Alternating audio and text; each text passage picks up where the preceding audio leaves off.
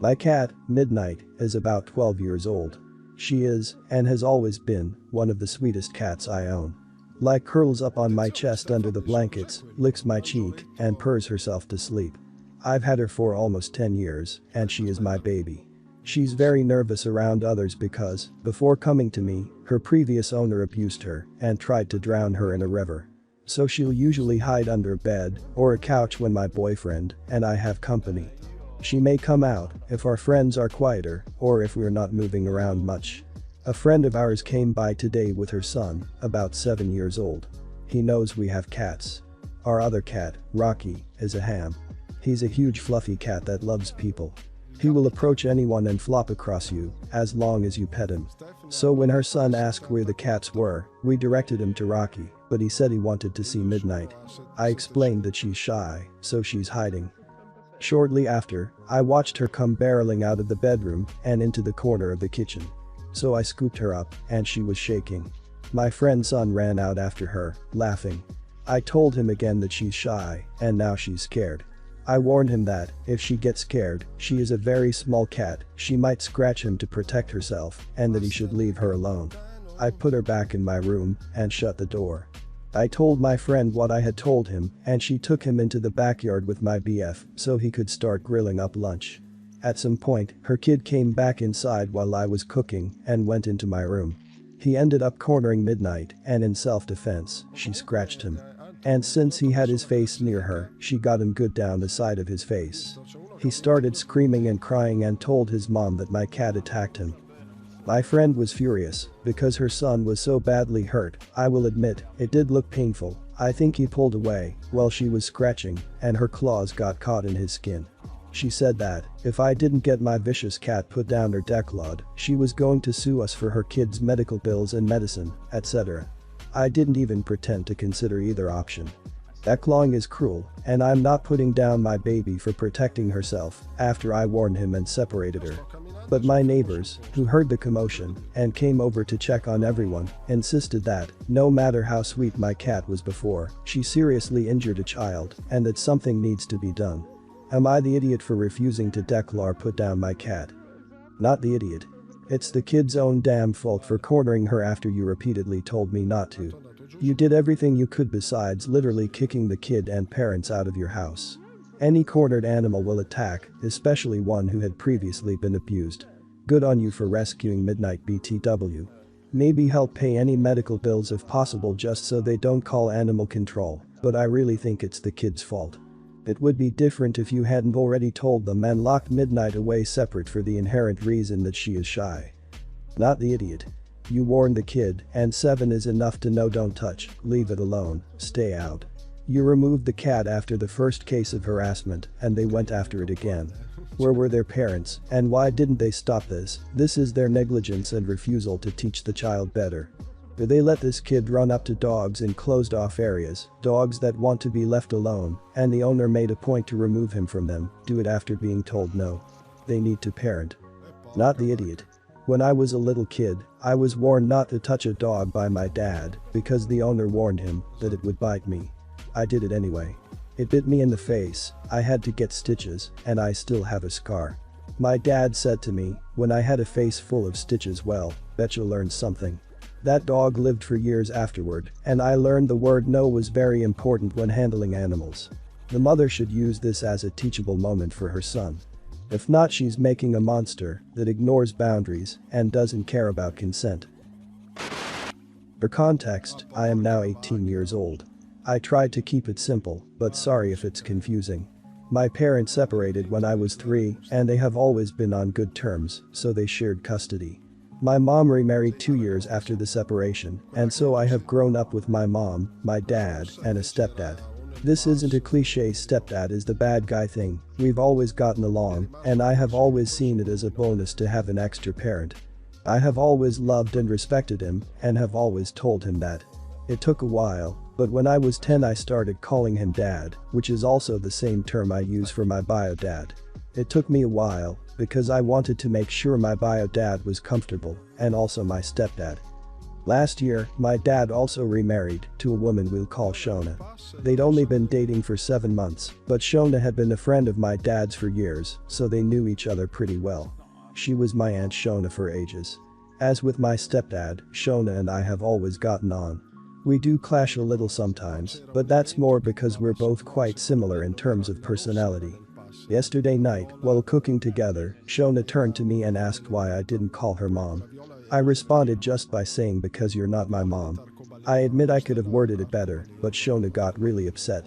She started saying how for years she has been like a mother to me, which I admit is somewhat true because she was always in close proximity, like a guardian would be, but again, I just viewed her like an aunt. She then brought up how I called my stepdad dad, so what was the difference? I tried telling her that it took me years to start addressing my stepdad in that way, but she cut me off by saying she and I have already known each other for years, so that was irrelevant. I want to make it clear at no point was she shouting or being rude, she was just genuinely upset. She then asked me if I would ever call her mom, and I said I didn't know. My dad came home a little later, and he came into my room to tell me that Shona was upset because I'd said that I don't know if I would ever view her as my mom. And I said, A, that's not what I said, and B, at the end of the day, she isn't my mom, she's my stepmom. He, like Shona, brought up my stepdad and how I viewed him like a dad and how it was unfair, I wasn't giving Shona the same chance. He also said it was quite petty and all I had to do was tell her I'd try calling her mom. Now, this morning my mom came to pick me up and I left without saying goodbye to Shona, she wouldn't come out of her room. I feel really bad about it now, but I'm also really confused about whether or not I was really the idiot in the situation. So, am I the idiot? Not the idiot. Your stepdad earned the fact that you call him dad over several years of being close to you in your childhood. Your stepmom has only been in your life for a couple years while you were a teenager, and so hasn't ever been a parental figure in your life, she's demanding a title she hasn't earned. You're an adult now, and trying to get you to call her mom is a little bit weird. It's up to you if this is a hill you want to die on, it might be easier just to cave, but you are well within your rights to not call her mom. No honey, you are not an idiot. You have a mother. You are not obligated to call your stepmother mom. You explained very well that although you have known Shonda for a long time, she is not your mother. You do not have to call her mom. You don't even have to try to call her mom. I would explain everything to your actual mom, and even though you are 18 I would ask her to talk to your father. Not calling Shonda mom is not disrespectful. Her demanding it, however, is disrespectful. Not the idiot. Not the idiot, it was fine for her to ask, but she should have respected your decision or reasoning. It's not okay for her or your dad to attempt to force you to call her something you're not comfortable with. The time you've known her is not relevant. She's always been in an aunt position to you. You started living with your stepdad when you were much younger, and it took years to consider giving him that title. If it's brought up again, you have every right to let her know the conversation is actually making you really uncomfortable. I worked as a lifeguard at a small neighborhood pool for several years. Our pool had a policy about parties that basically said management needed to be notified in advance so they could schedule an extra lifeguard or two and approve extra party pay. Our pool closed at 8 p.m. and was technically membership only, but we wouldn't normally kick anybody out unless they were breaking pool rules. So one day I'm working a closing shift with one other junior guard, and a group of parents and kids shows up around 6:45 p.m. to start setting up a party.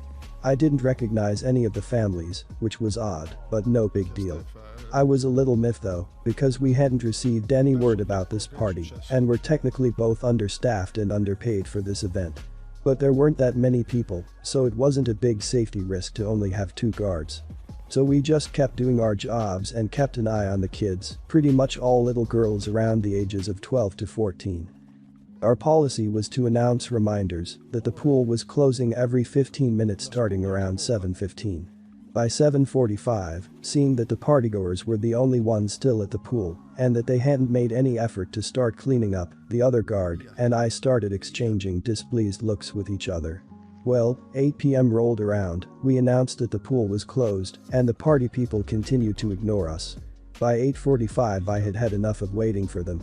So I made one last announcement that the pool was closed, went into the guard shack, and just turned off the pool lights.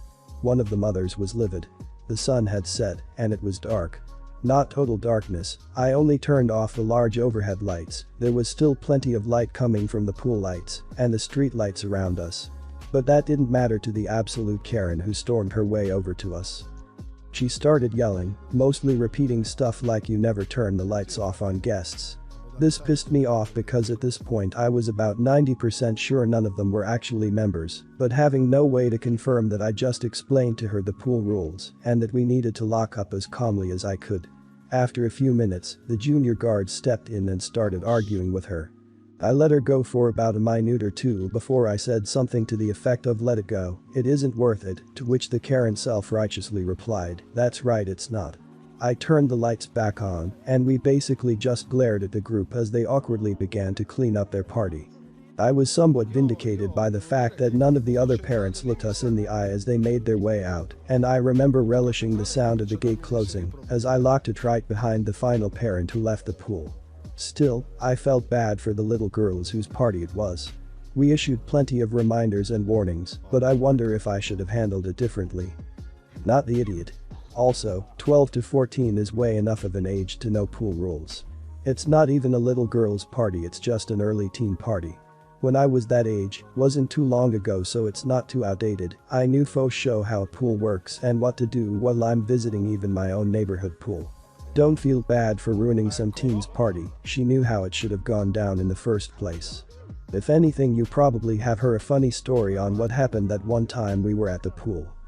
This reminds me of when I was a lifeguard, working multiple jobs to pay for my college expenses. One afternoon there was a birthday party for some little girls. I had an important gig after my lifeguard shift, so I showered and cleaned up and was saying my goodbyes to my coworkers when a little girl from the party walked up to me and asked if I liked cupcakes. "Yeah," I said, smiling. And then she shoved a pink cupcake into my face, and it got all over my long hair. It was some hilarious prank to her and all her friends and all the moms. It made me late to my gig. Oh, and not the idiot. A different way to handle it would have been to quietly approach the mom at the beginning of the party and explain the rules. Tell her that you don't want to ruin her daughter's birthday, so you will let the party happen, and ask for their help in making sure that their guests leave on time and that they clean the pool area by closing. If they agree, you just keep approaching them towards the end to remind them of the agreement. If they don't agree, you ask them to leave. Not the idiot. Because waiting 45 minutes after closing was more than generous. My husband and I have a 5-year-old boy, R, who is named after my father, who died when I was 14. His middle name, C, is after my mother-in-law's father, and he has my husband's, therefore father-in-law's, surname. My father-in-law is known exclusively by his middle name, as was his uncle who raised him, but my husband has always been called by his first name. When my son was a baby, my father-in-law started calling him by his middle name. I asked him to stop and told him how important the name was to me. Father-in-law then said that he would always be known as C to him.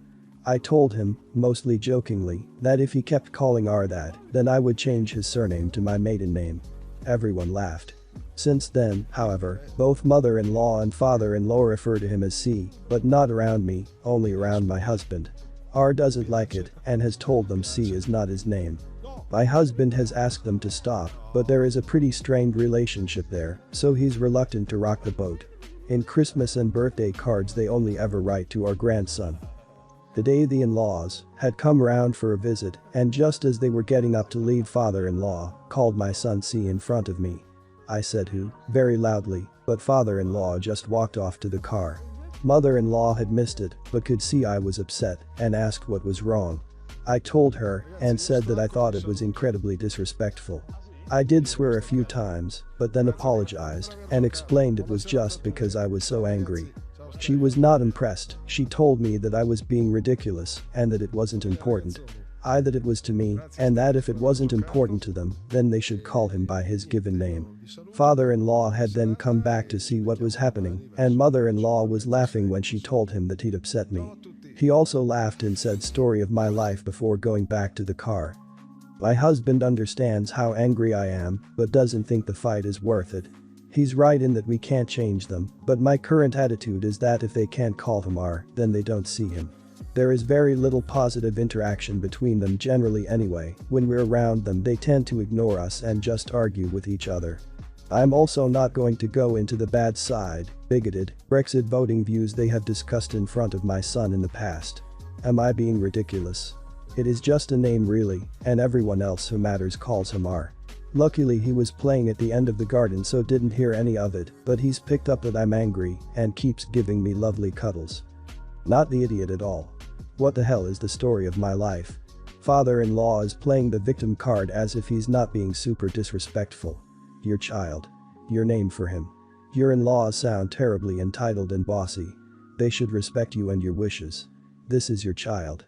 If your in-laws are disrespectful, and it sounds like they are in general, you should seriously consider whether the relationship is worth it.